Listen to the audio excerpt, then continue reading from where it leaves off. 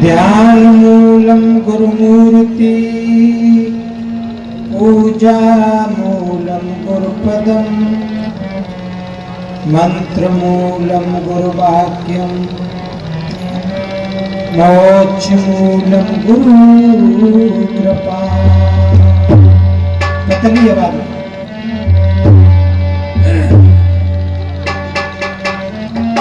गुरु समान दाता नहीं, मोह समान यति दीन, चरण शरण प्रभु राखिए,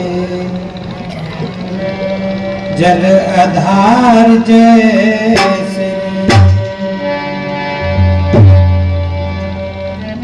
गुरु के सुमिरन मात्र से,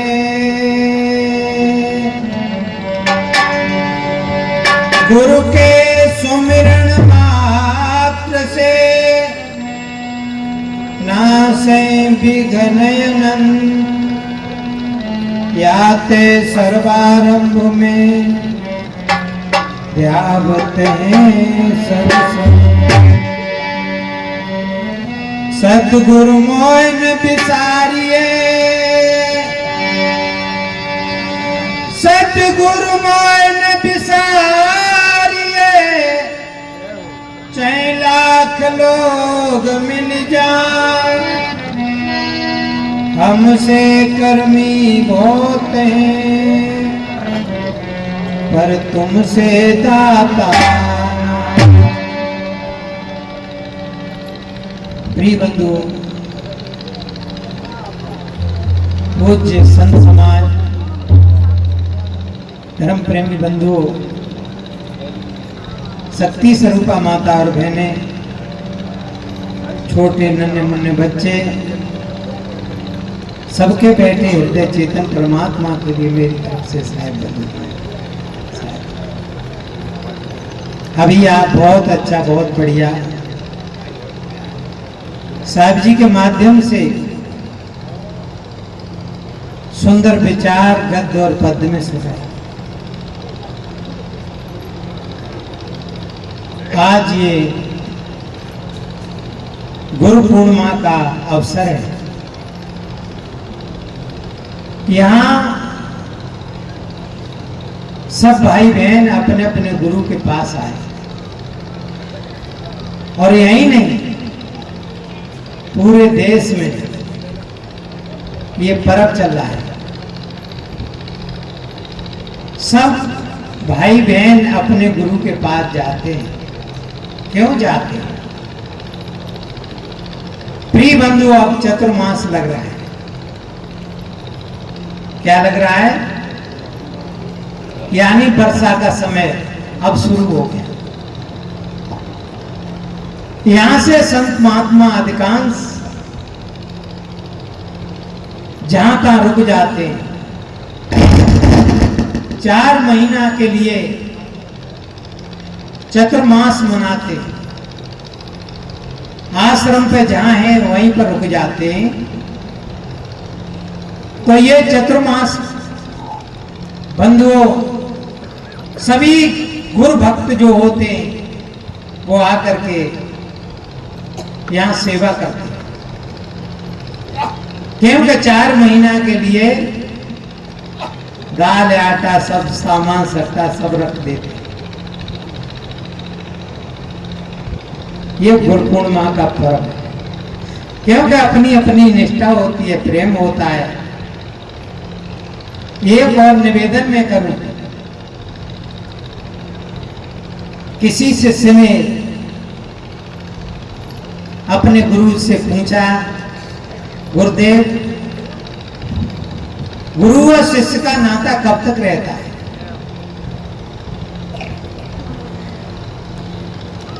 तो गुरुजी ने कहा, गुरुजी का नित्य प्रत और कहा भी है, पलक पलक करूं बंदगी। हर पल गुरु का दर्शन करना चाहिए। शिष्य कहने लगा, गुरुदेव, घर गृहस्थी में बड़े झंझट होते हैं। तो गुरुदेव ने कहा कोई बात नहीं, सुबह शाम गुरु के दर्शन करना चाहिए।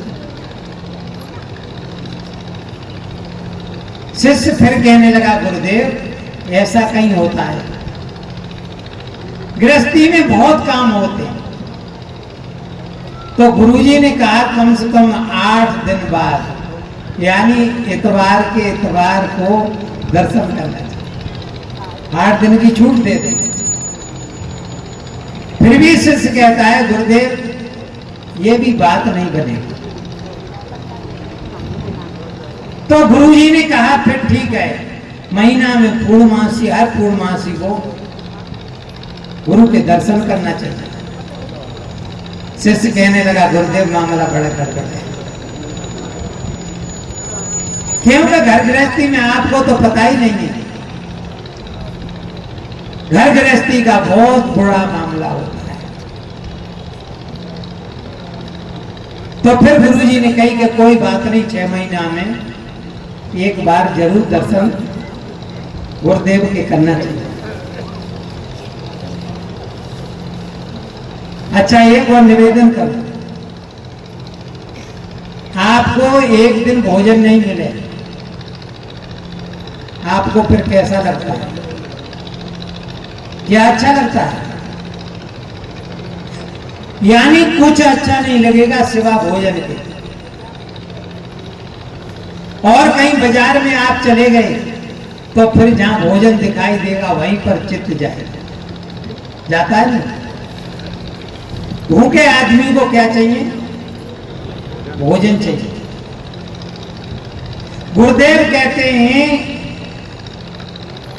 आप 6 महीना में जरूर गुरु के दर्शन करना चाहिए। इससे क्या होता है? भोजन, आत्मा का भोजन मिलता है। क्योंकि गुरु के पास जाओगे तो जरूर गुरु जी कुछ न कुछ आपको समझाएंगे, आत्म ज्ञान की बात कुछ न कुछ कहेंगे, कल्याण की बात कुछ कहेंगे। तो आपको 6 महीना में जरूर दर्शन करना। शिष्य कहने लगा गुरुदेव कुछ भी सही, मामला बहुत घर गृहस्थी का गड़बड़ है। तो फिर गुरुजी ने लास्ट में कह दिया कम से कम गुरु पूर्णिमा वाले दिन तो सबको गुरु के दर्शन करना चाहिए। अब शिष्य और घबराने लगा कि गुरुजी यदि 1 साल में 1 दिन दर्शन नहीं हुआ तो गुरुजी ने कहीं बचा, कोई गुरु शिष्य का नाता नहीं।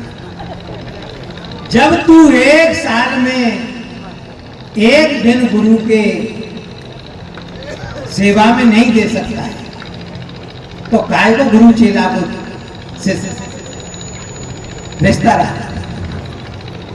बंधुओं वास्तव में हमको नित्यप्रत दर्शन करना चाहिए।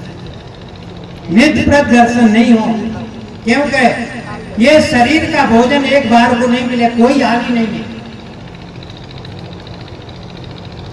शरीर का भोजन नहीं मिले कोई हानि नहीं है। एक दिन शरीर तुम्हारा साथ नहीं देगा और शरीर का भोजन नहीं मिला तो शरीर ही तो छूट जाएगा।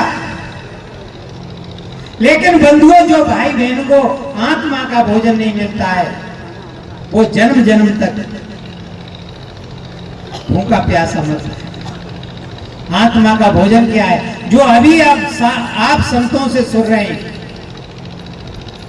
ये किसका भोजन है? यहाँ रोटी साग सब्जी मेवा मिष्ठान नहीं है, यहाँ क्या है? संतों के विचार, और संतों के विचारों से बंधुओं बल किसमें आ रहा है? जैसे भोजन करने से शरीर में बल बढ़ जाता है नहीं। इसी प्रकार से बंधुओं जो भाई बहन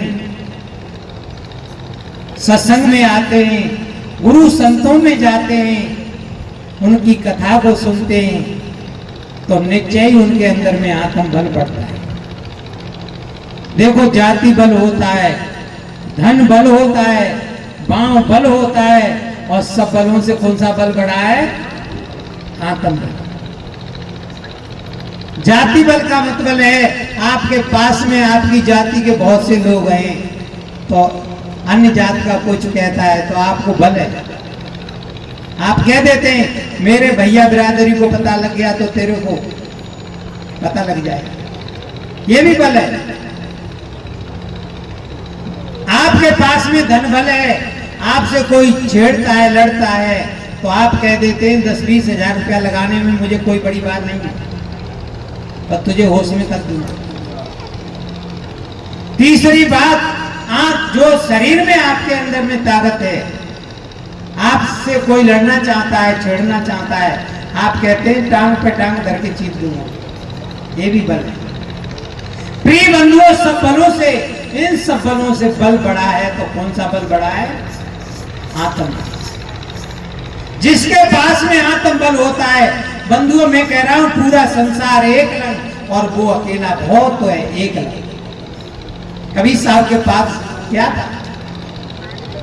कबीर साहब के पास न धन बल था, न बाण बल था, न जाति बल था, क्या था? आत्म बल। काशी जैसे प्रकांड विद्वानगढ़ में कबीर साहब ने चौराहे चौराहे पे खड़े होकर के अपनी बात कह दी और पुकार के कहा, वेद जनेऊ ब्राह्मण होना।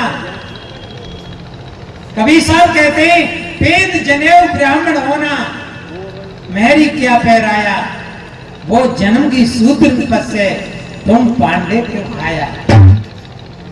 कबीर साहब कहते हैं जनेऊ पहन करके तुम ब्राह्मण बनते हो तो तुम्हारी स्त्री तो जनेऊ पहनती नहीं, तो वो तो शूद्र रह गई और उसी का परसा हुआ खाते हो, कहां तुम ब्राह्मण हो।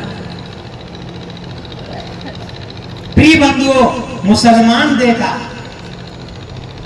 क्योंकि कबीर साहब अंदर से निर्भीक है। उस समय कोई कुरान शरीफ से इधर उधर नहीं बोल सकता था। उस समय कबीर साहब कहते हैं सुन्नत कराए तुर्क जो होवे। कबीर साहब क्या कहते हैं? सुन्नत कराए तुर्क जो होवे, औरत को का कहिए अर्ध शरीरी नार बखानी तासे हिंदुन। हे मुसलमानों, तुम सुन्नति करा करके तुर्क बनते हो तो तुम्हारी स्त्री की तो सुन्नति होती नहीं, तो वो तो हिंदू रह गई, कहां तुम मुसलमान हो।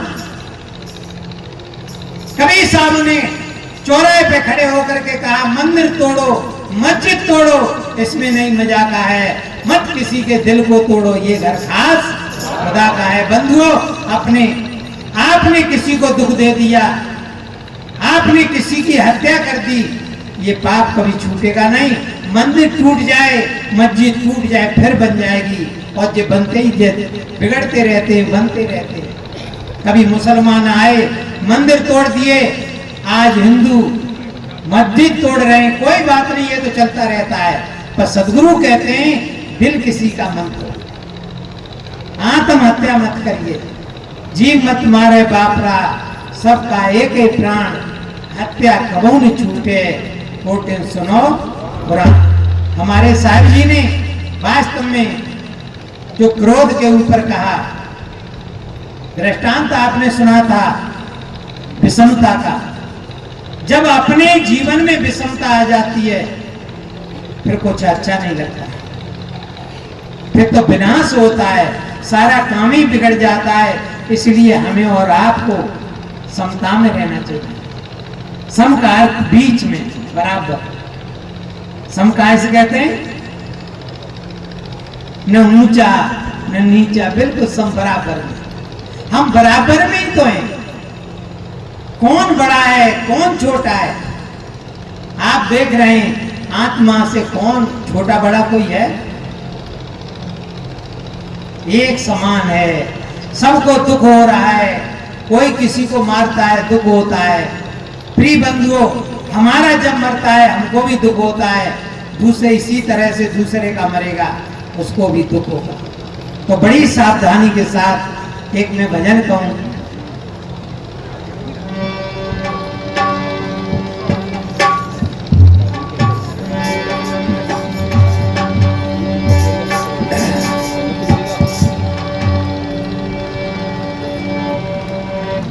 हाथ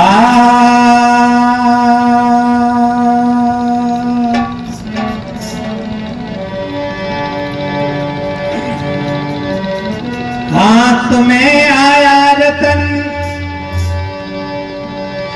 हाथ में आया रतन, लेकिन कदर जानी नहीं। इस तरह किस्ती तेरी उस पार हो जानी।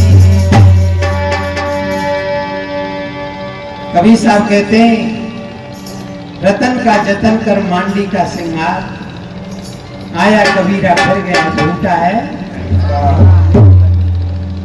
वास्तव में ये मानव जीवन ये रतन है,